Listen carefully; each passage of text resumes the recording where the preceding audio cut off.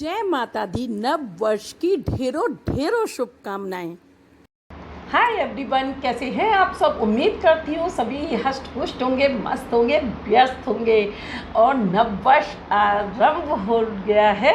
हमारा जो नव वर्ष है वो आज ही के दिन से स्टार्ट होता है और माता रानी के नवरात्रे भी आ गए हैं। नया अनाज होता है, नए फल आ जाते हैं और चारों तरफ जो होता है तो वही हरियाली होती है, फूल ही फूल होते हैं चारों तरफ। तो इन सभी में जो होता है ना, हमारा मन बड़ा खुश होने वाला होता है। और माता रानी का जब आगमन होता है तो जैसे हमारे किसी प्रिय के आगमन से या हमारी माँ के आगमन से जो हमारा मन प्रफुल्लित हो जाता है, उसी तरीके से इस टाइम भी ऐसा ही वातावरण चारों तरफ बना हुआ होता है। मार्केट में सभी जगह पूजा के सामान लग जाते हैं, चुनरियाँ लग जाती हैं, नारियल हैं, घड़े आ गए हैं मार्केट में। इस टाइम तो तरह तरह के बॉटल्स आ गए हैं, वाटर कूलर्स आ गए हैं और जग आ गए हैं, मिट्टी के गिलास आ गए हैं। सकोरे कुल्हड़ तो हमेशा से मिलते ही थे। तो ये जो है ना, सभी चीज़ें मार्केट में ये एहसास दिलाती हैं कि हाँ, हमें तैयारी कर लेनी चाहिए माता रानी के आगमन की। तो माता रानी के आगमन की तैयारी हम कैसे करेंगे कि जब हमारे रिलेटिव्स घर में आते हैं तो हम बहुत सारी तैयारियां करते हैं।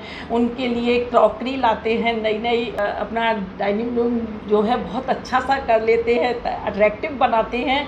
इसी तरीके से फ्रेशर्स लगा लेते हैं।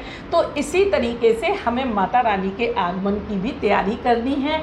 क्या करना है, सबसे पहले हमारा मेन गेट हमें डेकोरेट करना है। मेन गेट पे जो हम बंधनवार लगा के रखते हैं तो वो काफ़ी पुराने भी हो चुके होते हैं, जाले आ जाते हैं, धूल मिट्टी से गंदे हो जाते हैं। तो उनको हमें साफ़ कर लेना है। और हमें अभी के टाइम में जो नए नए पत्ते आ रहे हैं, अभी पेड़ों पर फूल आ रहे हैं फलों के लिए, जैसे आम के पेड़ों पर भी आपने देखे होंगे।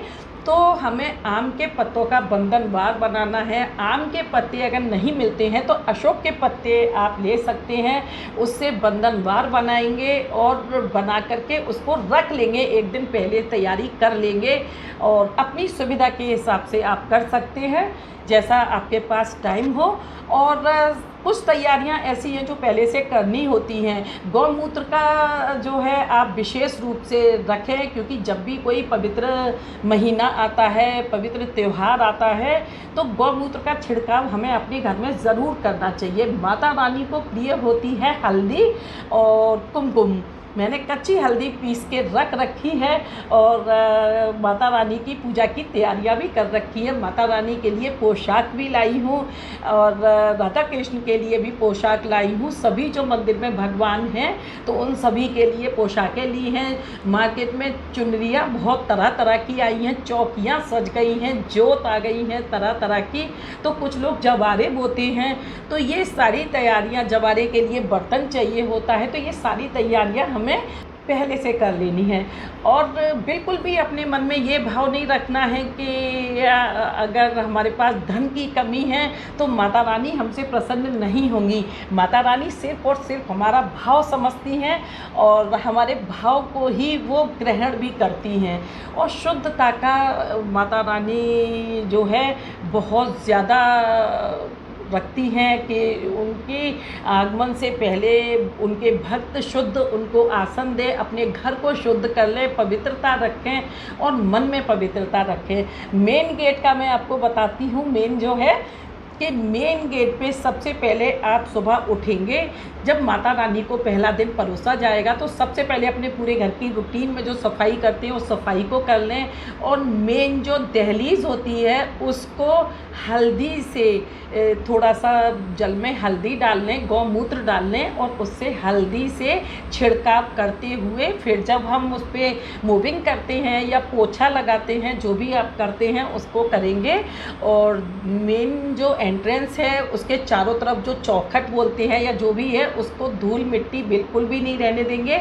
और उसके बाद माता रानी की पूजा से पहले हल्दी और रोली मिलाकर स्वास्तिक बनाएंगे, माता रानी का स्वास्तिक बना लेंगे और माता रानी के छोटे छोटे से चरण बना लेंगे। अगर नहीं बना सकते हैं तो किसी तो मार्केट के चरण आते हैं, आप उनको भी लगा सकते हैं। एक छोटी सी रंगोली भी स्टिकर्स में आती है मार्केट से, उससे अपना जो मेन गेट है उसको बिल्कुल डेकोरेट कर देंगे, जैसे कि माता रानी का वहीं से तो आगमन होगा घर में। और घर में उसके बाद किसी पात्र में जल भरेंगे और जल भर के, जैसे हम इत्र लाते हैं, हमारे पूजा के पुराने जो इत्र होते हैं, उस इत्र को उसमें थोड़ा सा डाल देंगे। और थोड़े फूल हम लाएंगे जो पूजा के लिए, तो गुलाब की पंखुड़ियाँ ले लें, बेले के फूल ले लें, जो महक वाले फूल हैं उनको ले लें, अच्छा सा माहौल क्रिएट कर लें और उसको भी कहीं एक स्थान दे दें। और आजकल तो बहुत सारे स्प्रे भी आते हैं, तो जिस तरीके से चाहें एक ऐसा माहौल बनाएं कि जो झोंका आए वो एकदम महकता हुआ आए। और कुछ छोटी छोटी सी घंटियाँ होती हैं, घंटियों को अपने एंट्रेंस पे लगा दे, तो जब हवा चलेगी, हवा चलती है ना, तो बहुत प्यारी सी आवाज़ उन घंटियों से होती है। तो ये सारी चीज़ें ना हमारे घर से नेगेटिविटी को दूर करती हैं और पॉजिटिव वाइब्स आती हैं हमारे घर में।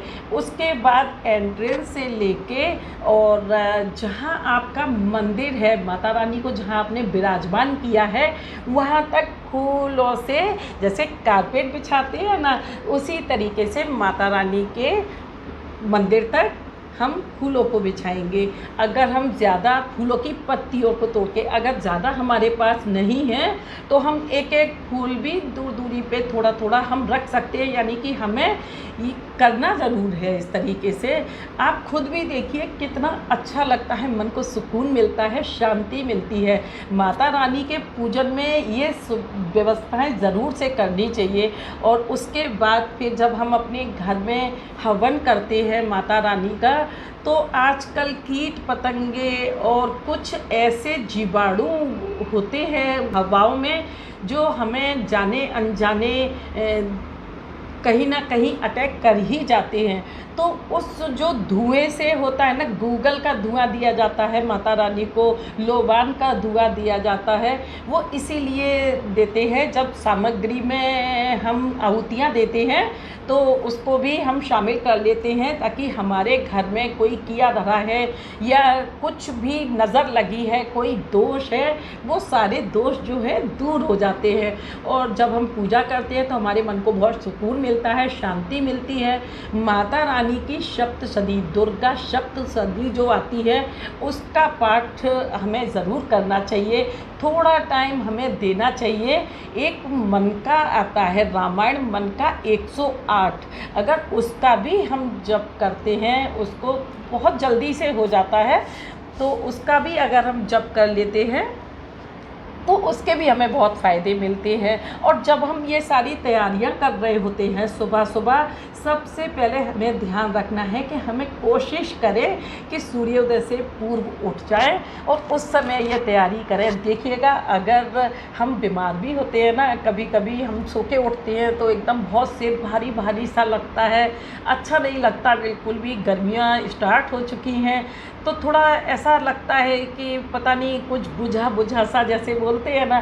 तो देखिएगा, जब हम सुबह उठते हैं ना तो ठंडी ठंडी हवा जो चलती है और सूर्य उदय होते हुए जब हम देखते हैं, उनको प्रणाम करते हैं, तो एक अलग ही तरीके का हम अपने लिए माहौल बना लेते हैं और हमारी बहुत सारी बीमारियां हैं जो इससे दूर होती हैं।